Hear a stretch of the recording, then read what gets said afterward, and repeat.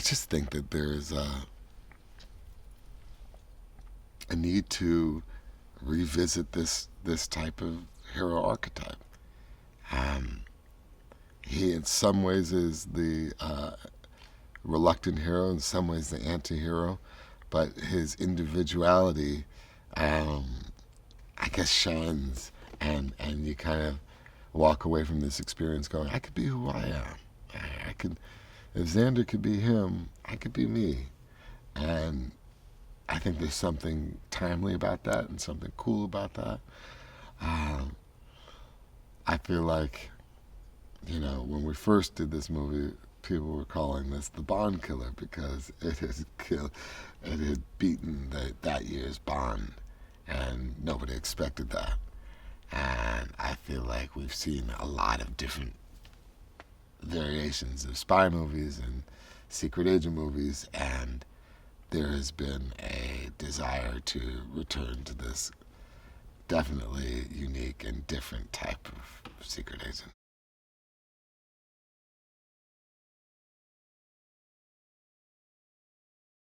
He's definitely consistent, and he's definitely had more experiences.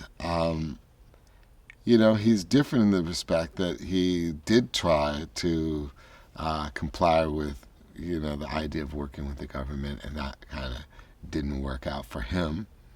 Um, I think what we find in this one is his willingness to bring on a team, and the fact that he values the team that he has. It makes that um, um, incredibly different than the first outing. He was a solo lone wolf. And I think in this movie, we see that over the years, he's learned to rely on people. And I guess that makes for a better leader in some ways.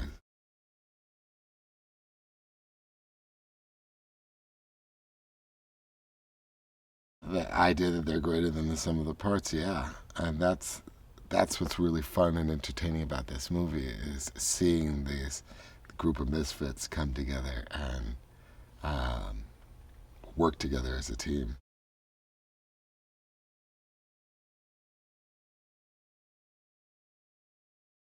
It's a love of a lifestyle that brings them to the table, and they wouldn't necessarily worry about being heroic, and they're just heroic because of the circumstances.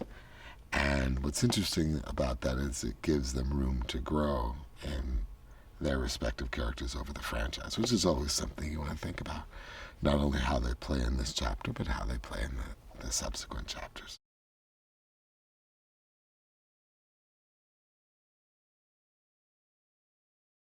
There's one team in the onset of the movie, and there's another team that's formed throughout the movie. So the first team is there because of uh, how many great times they've had with Xander. Um, the idea that Xander is such a fun person to be with pays off for the mission in a way because they're just there to have a great time. Um, as the team grows, we see another component that kind of makes the mission more serious.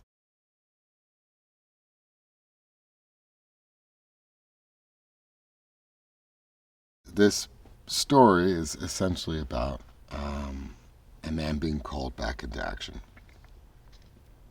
The NSA is up against a group that we learn more about throughout the picture, but a group that they can't handle, that they can't take down, that just wiped them.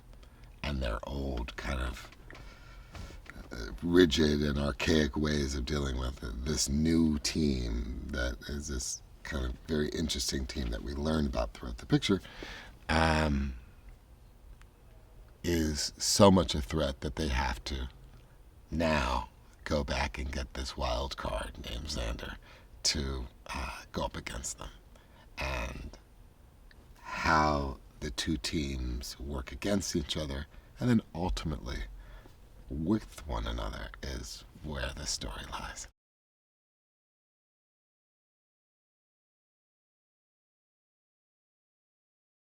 there's a similarity between the Xiang character played by Donnie Yen and Xander Cage, and they seem to be polar opposites. And throughout the picture, we discover those similarities that I'm talking about, and that makes for a lot of fun, and it makes for very, very compelling character development,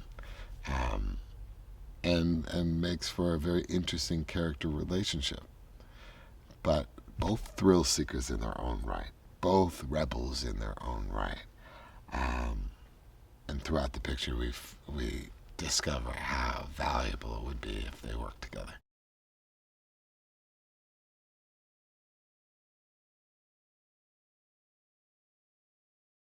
That's a wonderful relationship, the relationship between Xander and Serena.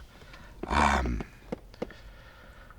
First of all, I had wanted to work with her for a while. There was a point in which I was actually this close to casting her in Fast and Furious, and then she had some other obligation and it didn't work out. And I remember while we were filming this movie, she would often say, "Thank God that didn't work out because I got to be in XXX and I got to play this character, this great character." I very much like that relationship between Xander and Serena. I think it's very interesting. I think the kind of the global and international aspect of it just adds something special to it. She's so beautiful, but she's regal, and she has conviction, and she really commits to the action that was demanded of her, and I think it shows in the movie.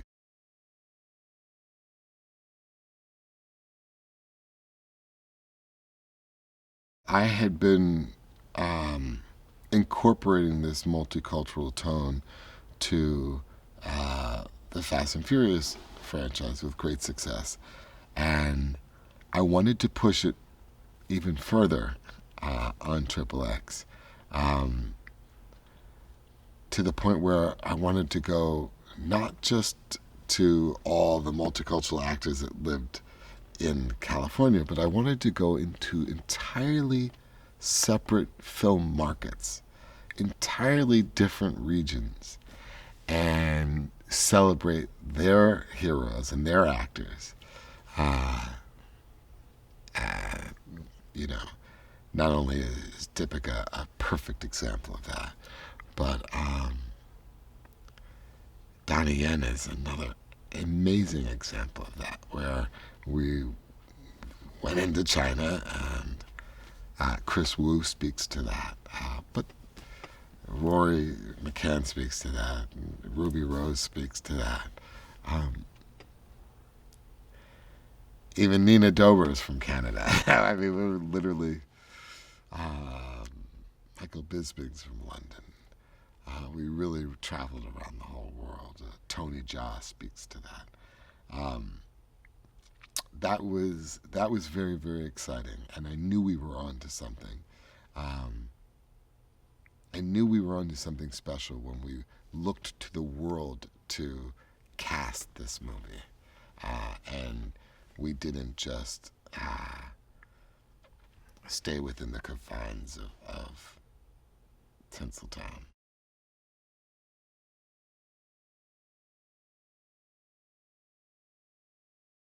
You can't talk about XXX without talking about the action. Um, that to me was, there were a few things that were very important for me in doing XXX and returning to XXX. As you know, I was going through a specific time, all the weight that Furious 7 and all that came with that, and I needed to play a very happy character, and I needed to play a character that could smile, and I needed to play a character that could laugh and to tell jokes, and to do things for the thrill, purely for the thrill. And that's what this character allowed for. So it was not only fun doing the stunts. The stunts are so great, and you saw it in the trailer. You're only going to see more. People will be talking about them. But for this conversation, I should add, I had fun just practicing. I had fun. I can't tell you how much fun I had preparing for these sequences, because it meant I got to run the back lots on a KMT and do jumps and do stunts. While they'd be filming, they'd hear, and that was me justifying it all by saying I'm getting ready for a sequence.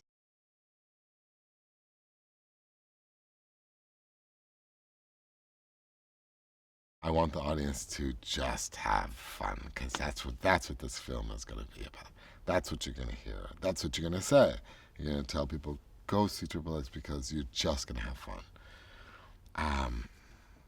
That's the primary. If you take something else away from it, that's even better.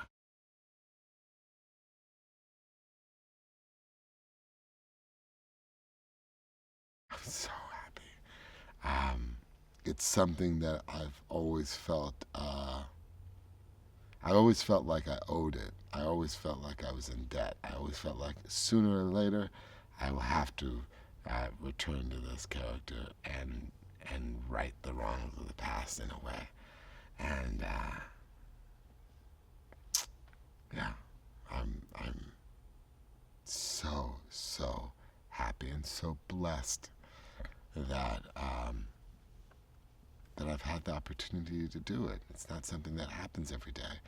And by doing all the other work in my life, I was able to pull this one off. It's very special, and I'm very much excited and very proud of this film and of this franchise.